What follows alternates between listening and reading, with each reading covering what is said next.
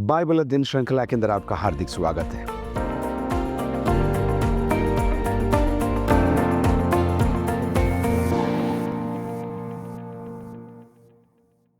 मिलकर हम इब्रानियों की पत्री का अध्ययन कर रहे हैं और आज हम तीसरे अध्याय की 7वीं आयत से आगे अध्ययन करेंगे, जहां पर परमेश्वर और लेखक हमें अविश्वास के प्रति चेतावनी प्रदान करता है। ये दूसरी चेतावनी है। खैर, उसके बारे में हम आगे बात करेंगे, लेकिन पहले प्रार्थना कर लेते हैं।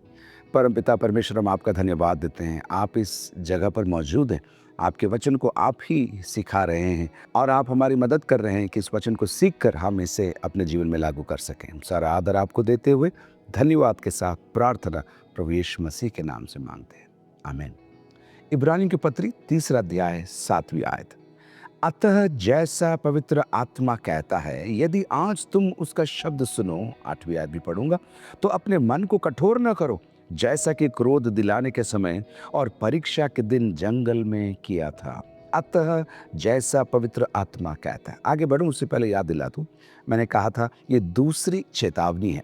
पहली चेतावनी इब्रानी की पत्री दूसरे अध्याय की पहली आयत में हमें मिलती है, जहां पर लेखक हमें चिताता है और कहता है, तुम बहक कर दूर ना हो जाना। बह बह कर धीरे धीरे तुमने भी ध्यान नहीं दिया और तुम उदासीन हो गए, आलस्य तुमने दिखाया और तुम विश्वास में और विश्वास से तुम बहक कर दूर हो गए। ये पहली चेतावनी थी। अब दूसरी चेतावनी हमें अविश्वास के प्रति लेखक दे रहा है। चलिए एक बार और। अतः जैसा पवित्र आत्मा कहता है, यदि आज तुम उसका शब्द सुनो। हम देख चुके हैं कि इब्रानी की पत्री के अंदर लेखक बार बार पुराने नियम के उद्धरणों को हमारे लिए प्रस्तुत करता है और उसका उद्देश्य एक ही है कि पुराने नियम से ये साबित करे कि प्रभु यीशु मसीह श्रेष्ठ है, और साथ साथ पुराने नियम की इन आयतों को लेकर लेखक हमें याद दिलाना चाहता है और उसकी बात को साबित करना चाहता है। तो अब वो भजन 95 में से हमारे लिए कुछ बातें लेकर आया। चलिए देखते हैं भजन 95 और उसकी कुछ आयतें। पहली आयत में लिखा, आओ हम यहोवा के लिए ऊंचे स्वर से गाएं, अपने उद्धार की चट्टान का जय जयकार करें। हम धन्यवाद करते हुए उसके सन्मुख आएं और भजन गाते हुए उसका जय जयकार करें। शुरू की 6 आयतों में वो हमें आमंत्रित करता है, आओ आराधना करो, दंडवत करो, परमेश्वर की महिमा करो और सराहो। लेकिन 7वीं आयत में भजन 95 में देखिए भजनकार क्या कह रहा है, क्योंकि वही हमारा परमेश्वर है और हम उसकी चराई की प्रजा और उसके हाथ की भेड़ें हैं। भला होता कि आज तुम उसकी बात सुनते।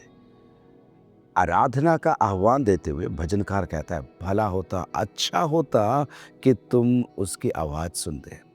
मानो भजनकार ये कह रहा है कि लोग आराधना करें और उनका ध्यान आराधना में और आराध्य में न हो। इसलिए भजनकार कहता है, भला होता कि आज तुम उसकी बात सुनते। 8वीं आयत, अपना अपना हृदय ऐसा कठोर मत करो जैसा मरीबा में वो मस्सा के दिन जंगल में हुआ था। आराधना लोग कर रहे हैं, लेकिन उनका मन आराधना में नहीं है, परमेश्वर पर नहीं है। क्यों नहीं है, हम आगे देखेंगे।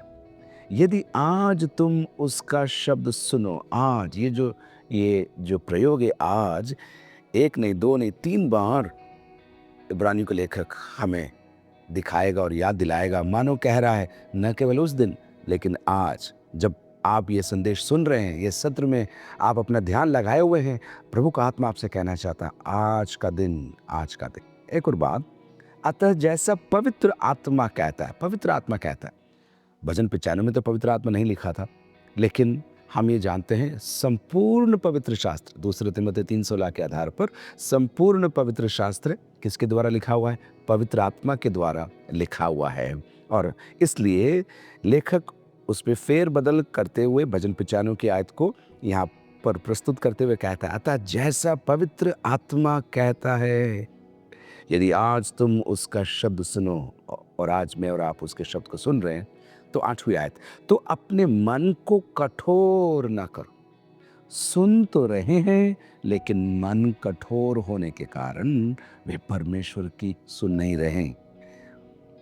क्यों मन कठोर हो गया, आगे आएगा, लेकिन एक ही लाइन में मैं आपको बता दूं, उनके पाप के कारण, हठीले स्वभाव के कारण, धन्यवादी न होने के कारण उनका मन कठोर हो गया है।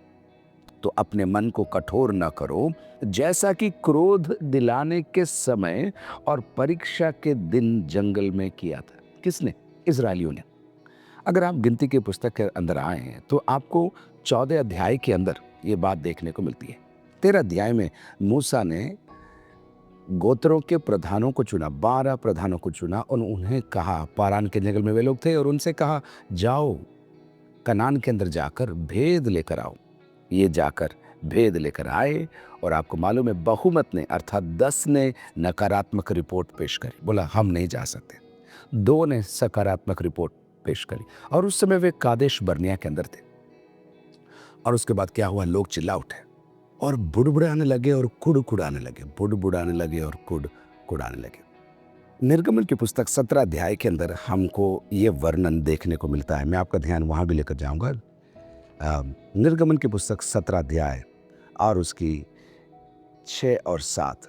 देख मैं तेरे आगे चलकर होरेब पहाड़ की एक चट्टान पर खड़ा रहूंगा और तू उस चट्टान पर मारना, तब उसमें से पानी निकलेगा जिससे ये लोग पिए। तब मूसा ने इज़राइल के वृद्ध लोगों के देखते वैसा ही किया और मूसा ने उस स्थान का नाम मस्सा और मरीबा रखा। मस्सा और मरीबा।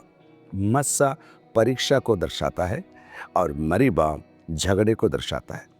परमेश्वर की परीक्षा की और आपस में वे झगड़ पड़े। लेखक यहाँ कह रहा है जैसा कि क्रोध दिलाने के समय और परीक्षा के दिन में जंगल में तुम्हारे बाप दादाओं ने किया था। अगर आप गिनती की पुस्तक 14 अध्याय में आए तो 22वीं आयत में लिखा, उन्होंने 10 बार मेरी परीक्षा की। 10 बार लोगों ने परमेश्वर की परीक्षा की। कितनी बार? 10 बार। ये एक मुहावरे के समान भी हो सकता है कि 10 बार तुमने मेरी परीक्षा की, या फिर यथार्थ में भी 10 बार उन्होंने परमेश्वर की परीक्षा ली होगी। परमेश्वर दया का धनी है, विलंब से कोप करता है, लेकिन उसकी सीमा कहाँ उसने तय की है हमें नहीं मालूम। देखिए एक बार और, जैसा कि क्रोध दिलाने के समय और परीक्षा के दिन में जंगल में किया था। 9 आयत, जहाँ तुम्हारे बाप दादों ने मुझे जांच कर परखा और 40 वर्ष तक मेरे काम देखे। 40 वर्ष तक मेरे काम देखने के बाद भी वे बुड़बुड़ाते रहे, कुड़कुड़ाते रहे और उन्होंने मुझ पर विश्वास नहीं किया। मैं उस आयत को पढ़ना चाहता हूँ, गिनती की पुस्तक उसका 14 अध्याय और उसकी 22 आयत, जहाँ पर लिखा है, उन सब लोगों ने जिन्होंने मेरी महिमा मिस्र देश में और जंगल में देखी और मेरे किए हुए आश्चर्य कर्मों को देखने पर भी 10 बार मेरी परीक्षा की और मेरी बातें नहीं मानी। परमेश्वर के काम को देखने के बाद भी, अद्भुत चमत्कारों को अनुभव करने के बाद भी उन्होंने बुड़बुड़ाना बंद नहीं किया, कुड़कुड़ाना बंद नहीं किया। मुद्दा क्या है मालूम? कृतज्ञता का। वे कृतज्ञ नहीं थे, वे धन्यवाद देना भूल गए थे। उल्टा वे परमेश्वर पर आरोप लगा रहे थे कि वो हमें मारने के लिए यहाँ पर लेकर आए। तूने ऐसा मेरे साथ क्यों किया? परमेश्वर तूने हमारे साथ ऐसा क्यों किया? ये इजरायलियों की बात नहीं हो रही है, ये मेरी और आपकी बात हो रही है। कई बार नहीं, अक्सर हमारे जीवन के अंदर परमेश्वर की आशीषों को बटोर बटोर कर हम रख लेते हैं, और जब कुछ बात रह जाती है या परमेश्वर की योजना के तहत कुछ बातों में विलंब होता है तो हम परमेश्वर पर कुड़कुड़ाने लगते हैं और हम कहते हैं क्या फ़ायदा दुआ करने का, क्या फ़ायदा बाइबल पढ़ने का, क्या फ़ायदा प्रभु के पीछे चलने का। मेरे प्रियो, आगे एक चेतावनी और हमारे लिए रखी है। इस कारण मैं उस समय के लोगों से क्रोधित रहा, परमेश्वर कहता है, इस कारण मैं उस समय के लोगों से क्रोधित रहा और मैंने कहा, क्या कहा? इनके मन सदा भटकते रहते हैं। परमेश्वर ने इजरायलियों के लिए कहा था क्योंकि वे कृतज्ञ थे। कृतज्ञ कृतज्ञ का विलोम है। जो कृतज्ञ नहीं है वो कृतज्ञ है। वे लोग कृतज्ञ थे, उनके मुंह में स्तुति नहीं थी, धन्यवाद नहीं था, उन्होंने परमेश्वर के कामों को याद नहीं किया था। परंतु क्या कहता है लेखक? इनके मन सदा भटकते रहते हैं और इन्होंने मेरे मार्गों को नहीं पहचाना। परमेश्वर कार्य करता है और हमको लगता है मेरे पैसे ने काम किया, हमको लगता है मेरी नौकरी ने काम किया, हमको लगता है उस व्यक्ति ने काम किया।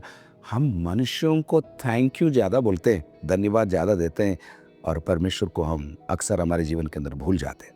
और इसका परिणाम क्या है? अविश्वास। आगे देखेंगे। 11, तब मैंने क्रोध में आकर शपथ खाई, वे मेरे विश्राम में प्रवेश करने ना पाएंगे। पहली बार ये शब्द का प्रयोग आया, विश्राम। 4 अध्याय में इसको हम गहराई से सीखेंगे, लेकिन यहाँ पर लिखा है वे मेरे विश्राम में प्रवेश करने ना पाएंगे। 12, हे भाइयों, अडल्फोस यूनानी भाषा में, जो कि सगे भाई के लिए संबोधन है और साथ साथ न केवल भाई के लिए, भाई या बहन के लिए भी संबोधन है, सगे। मेरे सगों, चौकस रहो कि तुम में ऐसा बुरा और अविश्वासी मन न हो। बुरा और अविश्वासी। बुरा क्यों? क्योंकि उसने धन्यवाद नहीं दिया, क्योंकि मन सदा भटकता रहता है। चौकस रहो, चौकन्ने रहो, गार्ड करो अपने दिमाग को, दिल को और मन को कि तुम में ऐसा बुरा और अविश्वासी मन ना हो। बुरा और अविश्वासी। बुरा है तो अविश्वासी है, और अविश्वासी मन है तो अपनी आप बुराई उसके अंदर पनपेगी, जो तुम्हें जीवते परमेश्वर से दूर हटा ले जाए। तुम्हारा मन अगर बुरा है, तुम्हारा मन अगर अविश्वासी है, तुम्हारा मन यदि कृतज्ञ है, धन्यवाद नहीं दे रहा है, कुड़कुड़ा रहा है, बुड़बुड़ा रहा है, तो लेखक कह रहा है तुम्हें जीवते परमेश्वर से ये आदतें दूर लेकर जाएगी। यह है दूसरी चेतावनी। पहली चेतावनी थी बहक कर तुम दूर हो गए। यहाँ पर तुम अविश्वास के कारण, बुराई के कारण, कृतज्ञता के कारण परमेश्वर से दूर हो गए। 13, वरन जिस दिन तक आज का दिन कहा जाता है, ये प्रयोग देखिए वापस आया, आज का दिन। जिस दिन तक आज का दिन कहा जाता है, हर दिन एक दूसरे को समझाते रहो, एक दूसरे को समझाते रहो, अपने आप को भी समझाओ, एक दूसरे को भी समझाओ। मसीही जीवन अकेला नहीं जिया जा सकता, ये समूह में जीने वाला जीवन है। कुछ लोग कहते हैं मेरा संबंध केवल परमेश्वर से है, मैं चर्च नहीं जाता हूँ, मैं बस सीधा प्रभु से मेरा कनेक्शन है। मेरा प्रियो, एक दूसरे की हमें ज़रूरत है, एक दूसरे के लिए हमें खड़ा किया है। एक बार और, वरन जिस दिन तक आज का दिन कहा जाता है, हर दिन एक दूसरे को समझाते रहो, ऐसा न हो कि तुम में से कोई जन पाप के छल में आकर कठोर हो जाए।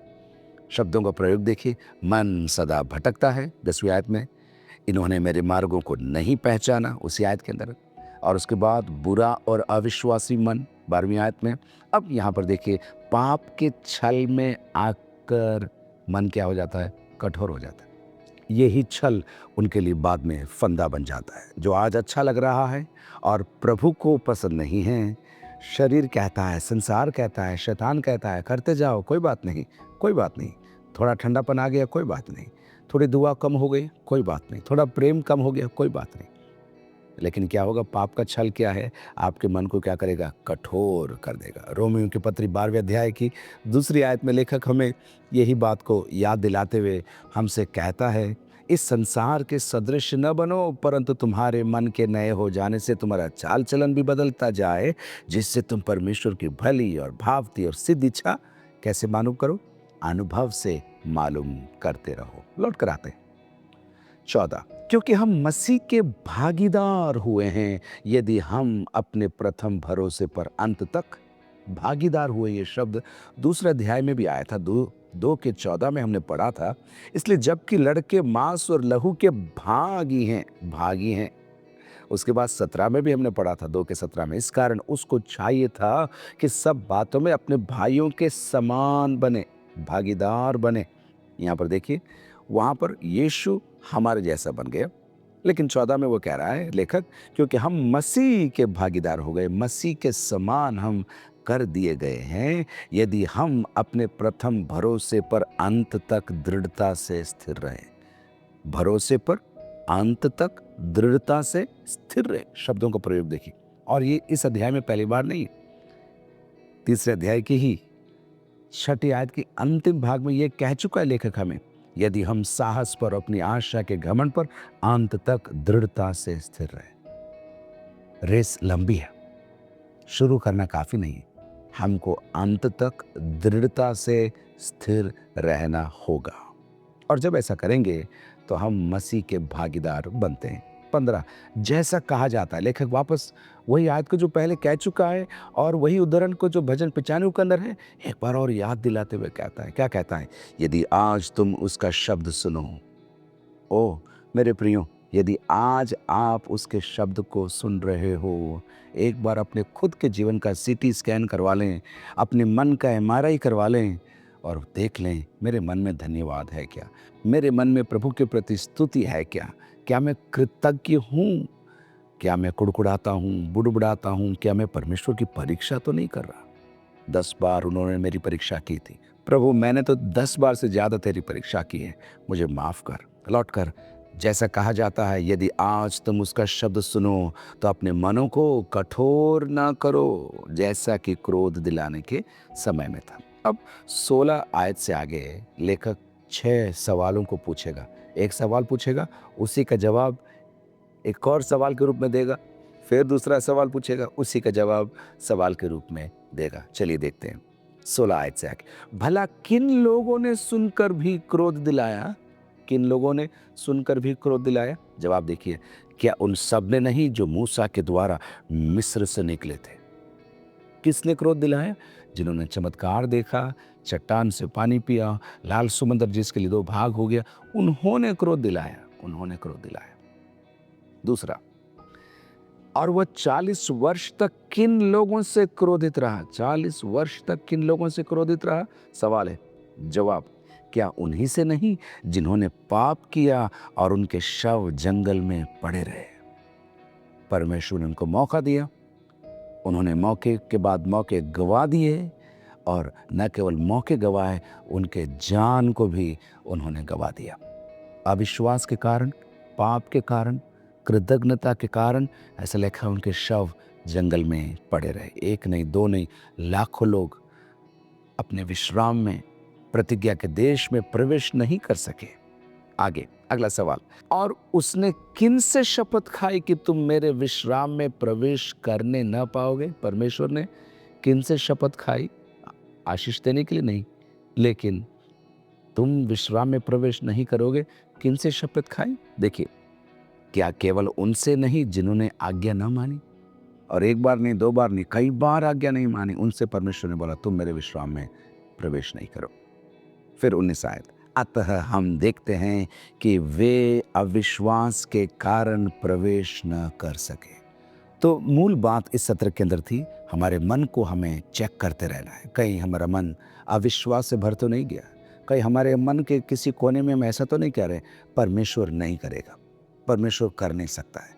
या कहीं हम ऐसा तो नहीं कह रहे नहीं, मेरी समस्या बहुत बड़ी है, आप नहीं जानते, मेरे जीवन में इतनी इतनी बातें हैं और मुझे लगता है कोई मेरी मदद नहीं कर सकता?